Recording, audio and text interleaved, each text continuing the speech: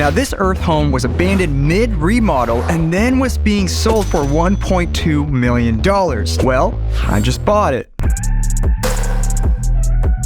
But I bought it at a deep discount and I am re-gutting it. The home was built in the 1980s with 10-inch thick concrete walls and several feet of dirt above it. Now, you literally wouldn't even know there's a 3,000 square foot home just from looking at the area from the street. Now, the previous owner was an amateur flipper and did literally everything wrong, like this here, cutting pipes and just burying them behind walls. There's actually several instances just like this all over the house, and we even have the inspection reports to prove it. But there's a ton of potential in this place with $1 million estates literally surrounding the whole area. But I've got a firm budget I have to stick to so I don't lose my shirt in this project. But right now, I'm hemorrhaging cash every single month. And I've got to get this done.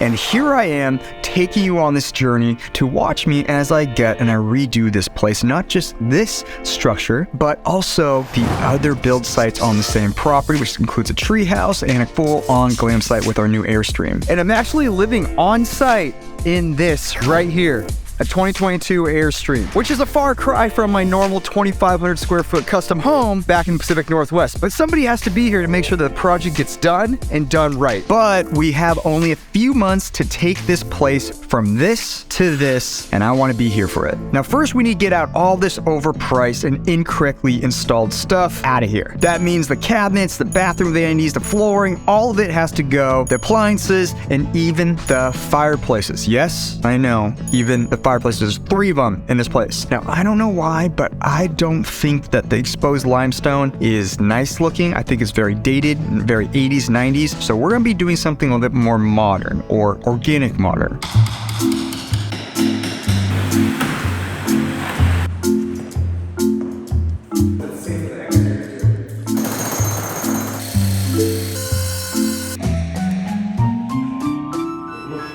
Now, as we're opening things up, we're starting to realize how bad the electrical and plumbing really is. Like full-blown DIY, not done correctly at all. Like toilets not flushing bad. And it's done so improperly that we had to start opening up random areas of the wall and the concrete slab floor to figure out where everything was and what was going wrong. And during this process, while I was gone and away from the property, one of our guys accidentally hit a supply line and flooded the property. It's a good thing that it's a slab-on-grade concrete and not other form of construction because, man, it would have ruined the house. So we were okay, we got things cleaned up, and things are good to go. Now, we just need to get all of this crap out of here so we can get to the root of these issues and put together a plan to move forward, which is essentially what we always try to do when we go in and do a remodel.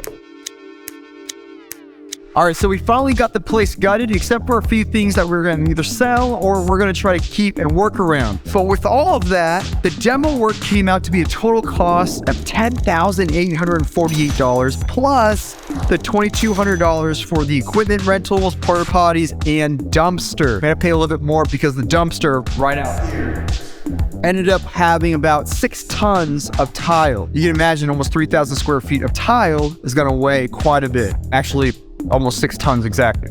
So we had to pay a little bit extra for that. But the kitchen's all gutted. We still have the appliances that we'll be selling.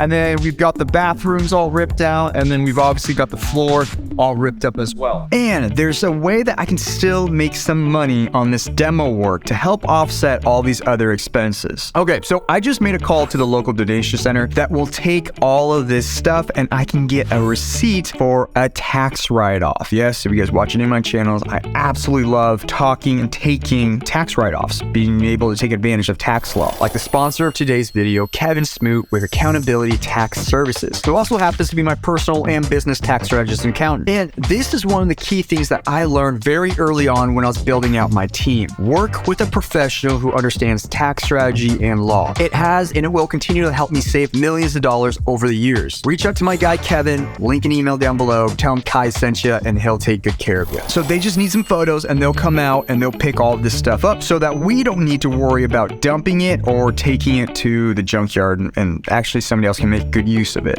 That's the ideal thing. So now I need to work on that to figure out when and where and how they're gonna come and pick this up. The next big thing is I need to figure out and fix the electrical. During the inspection and the demo work, we realized that the entire electrical here is just an absolute nightmare. It's like a squirrel's nest of a mess. The entire panel is done incorrect. When I say it's done incorrectly, I literally mean like if I gave you a bunch of electrical wire and I was like, hey, do this the best to your ability and maybe use YouTube a little bit, I think that you could have done a better job than what they did. Undersized wire, the wrong breaker, not even labeling breakers, you name it, they did it. So I've got to fix it now. Problem is that everything is buried in concrete, about 6 inches to be exact, and the electrical wasn't done correctly, so it's really difficult to find where the leads are running, where the lines are going, and it takes a lot of literally digging through the concrete to figure it out. Like this box right here, which we have 8 lines going to, which is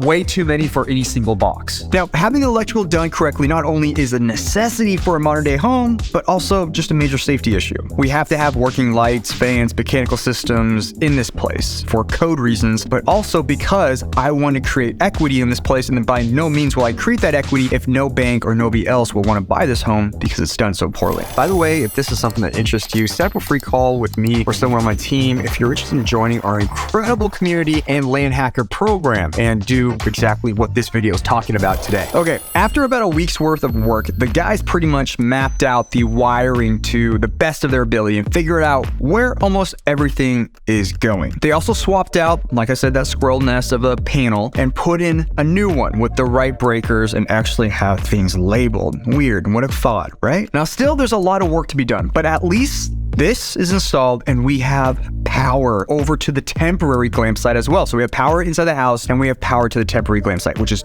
good because I just moved into that AIRSTREAM. Now there's still more electrical work to be done, but as of now, the total cost of electrical is right around $10,000. So with my projects, I like to be involved. For one, it's a quality control thing and to make sure that things fall in budget, which is critically important, but I genuinely love construction and building new unique things. And being that I've never worked on an earth home before, I am really excited to turn this somewhat blank canvas into something more like this. I just really like unique structures and the building process of figuring out how to make the building science work behind them. I know, I'm sick and it's weird, but it's my thing. However, this is just a lot of stress too. So while I'm here in Texas, I am living in the AIRSTREAM that we got for this property. Now this will be the future glam site, which is actually not where it's parked right now, but behind in the corner of the property. But for the time being, it's the base of operations for the construction and the new video studio. Now, every day it seems like we're uncovering something new that the previous owner was trying to hide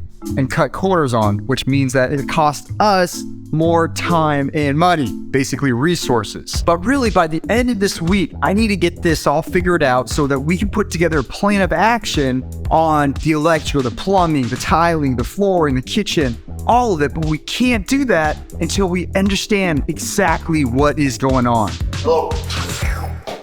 Yeah, how's it going? Okay, so that was the local donation center that was going to come and pick up all of our stuff. They just called and said that they'll come out here. We're outside of their area. So what that means is I need to make some phone calls and figure out who has a big enough truck and trailer to haul all of that material off-site. Don't even have the time to make these calls right now, but let's see what we can do.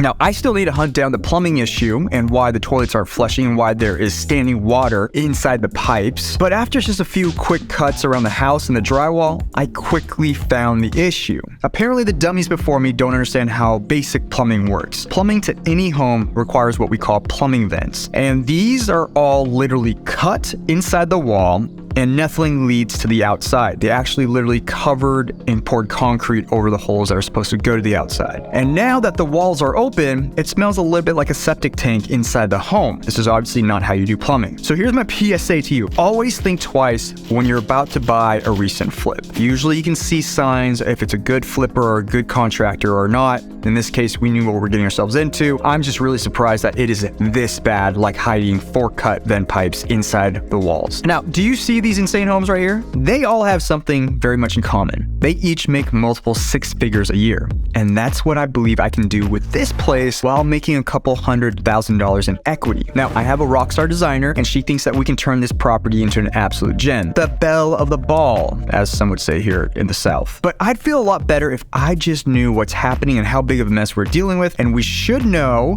fingers crossed, by the end of the day. But here's the bigger issue with the complete rehab. We have carrying costs and an overall budget. My current burn rate with the mortgage, taxes, insurance, and utilities is around $4,800 to $5,000 each month that we are under construction and not generating cash flows, which is not ideal or good. And after getting into the walls, I'm going to have to increase my fixed budget from $50,000 to probably closer to $75,000. That's just to get things back to like a livable, safe area. Also, I just got word back from the cabinets, doors, and new floors that they're out 12 to 16 weeks. So now we have a 3 to 4 month delay baked into the project timeline just because that we can't get materials. Hey.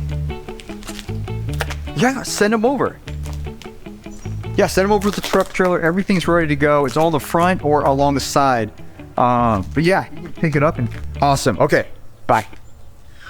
All right, yes, so we found a guy who's gonna do it for $200. He's got a truck, he's got a trailer, he's gonna come pick up all this stuff and haul it away, and then I'll get the receipt so that we can get the tax write-off. So the other day I was here and noticed that every concrete wall was soaking wet. Being from the Pacific Northwest where basements are a prominent and very common thing, I knew it was a humidity issue. However, this wall right here has an active leak, and it will run a whole stream of water all the way down, flowing over there. And the leak is coming somewhere right over here. If you look at this entire wall, you can see what a mess it is. So I went outside to find what could be causing it and found out that the idiot contractor before me capped off the drainage from the roof, so everything was getting funneled right here and it couldn't escape. So naturally, it ran into the home. But yeah, we need to dig out the earth, the dirt from the perimeter of the rooftop and then check out what's going on. And then after a week of digging, we found out that they had just done a really bad job of draining the roof on top and then just completely incorrectly building out these parapet walls. You can kind of see that with the tar paper that they used here, and they just stuccoed on top of it. If you look closely, you'll see on top where it's already starting to break, bend, and actually open up, allowing water to get in and behind that tar paper. So we'll be ripping that all out and correcting that mistake by sloping this area, covering the parapet walls correctly, and then putting in the right amount of drainage and a metal parapet cap so water can't get behind the wall and then obviously run inside. Now, at least we were able to figure that out fairly quickly. Although this solution isn't exactly the cheapest, I'm thinking it's gonna be between the $15,000 and $20,000 mark to fix this and be done correctly.